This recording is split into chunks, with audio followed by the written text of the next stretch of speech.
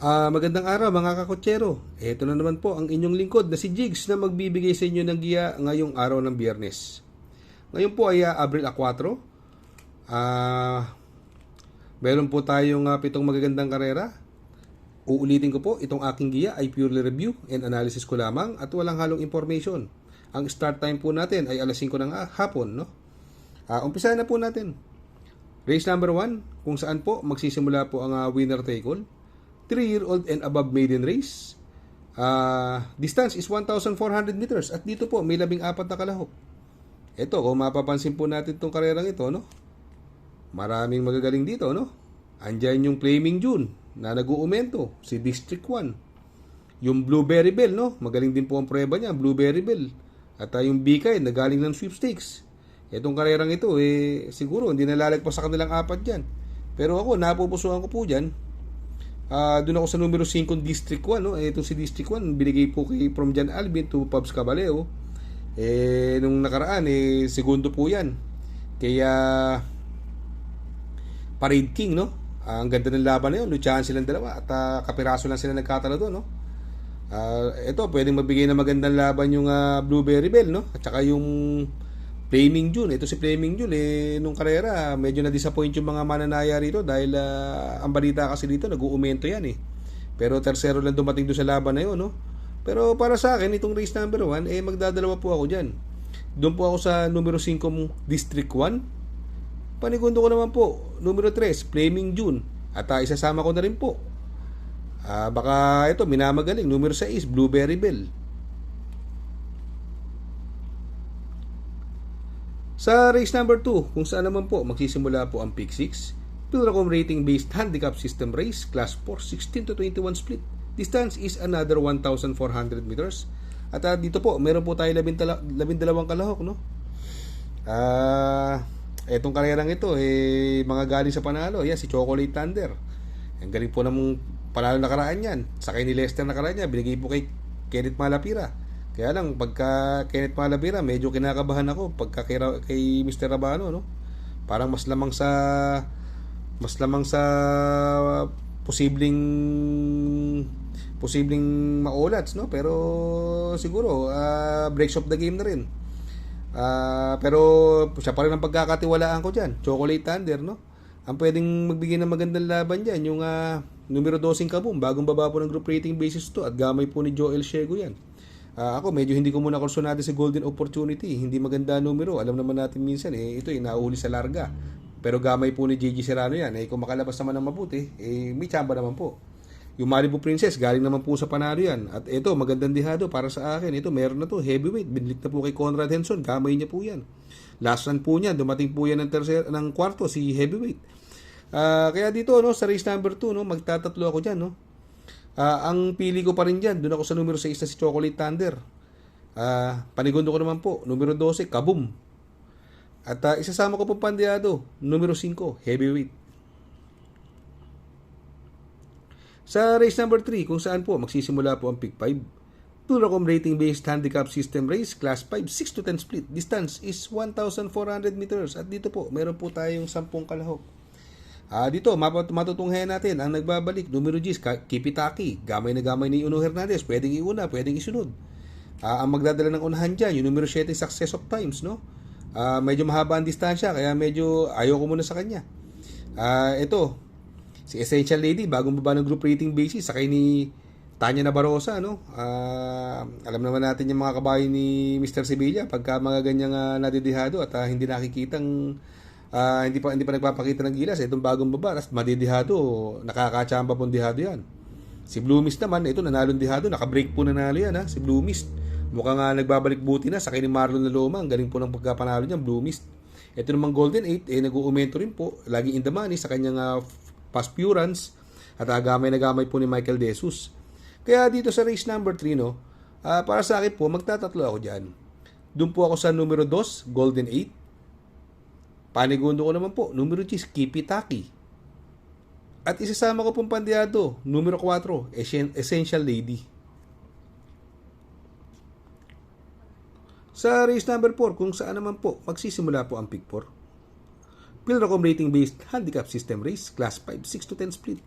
Distance is 1,200 meters. At dito po, meron po tayong 7 kalahok. Dito, nakikita ko po, possible scenario, pwedeng mauna, Black Diamond at saka si High Quality, no? Ito naman, galing sa segundo nakaraan, medyo kinulang, kila Moment of Truth, si Monrovian Bell, no? Papatubayan na po ni Apoy Asuncion, no? Ito namang High Quality, magaling po kay JC De La Cruz yan, no? Although may mabilis dyan, kayang-kayang sundan naman ni High Quality yan. Pero para sa akin, itong race number 4, magdadalawa po ako dyan. Doon po ako sa numero 6, High Quality. Panigundo ko naman po, numero 3, Monrovian Bell. Sa race number 5, kung sa Pilracom rating based handicap system race, class 5, 11 to 15 split. Distance is 1,400 meters at dito po may 13 kalahok. Itong karerang ito medyo napakagulo. Parang anybody's race po, pero ang sa tingin kong mga mauuna dyan at pwedeng maglutsaan, andyan si Aliana, Compassion, Axis Deviation, Hang Loose. Mabibilis po yan. She's Royal, pwedeng iuna, pwedeng isunod, at pero bagong baba ng group rating basis, at gamay na gamay po ni John Paul yan. Siya po ang sa tingin kong napupusuan ko dyan. Ito naman si Make a Difference nung karera, segundo po.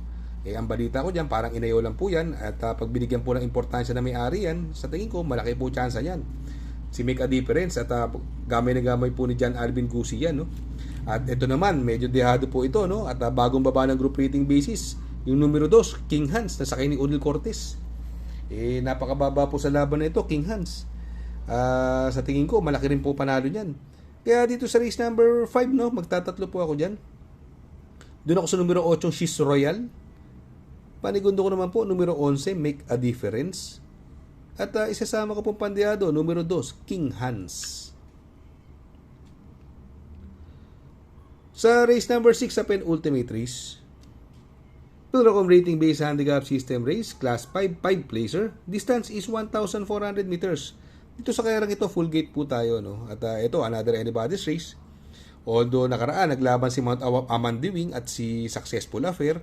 Si Successful Affair, humabol po nung karera yan, tercero peso. Tapos habol ng habol, medyo kinulang dahil sa mahabang bakasyon.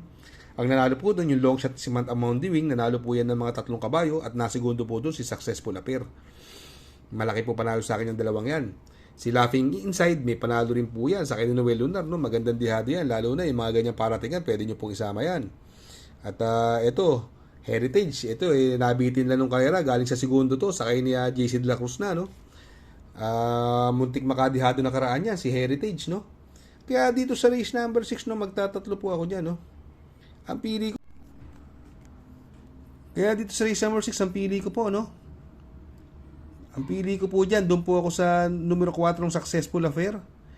Panigundo ko naman po yung numero 9 Mount Amandiwing. At isasama ko pong pandiado, numero 2, Heritage. Ito, pwede nyo pong isama, numero 6, Laughing Inside. Maganda pong dihado rin yan.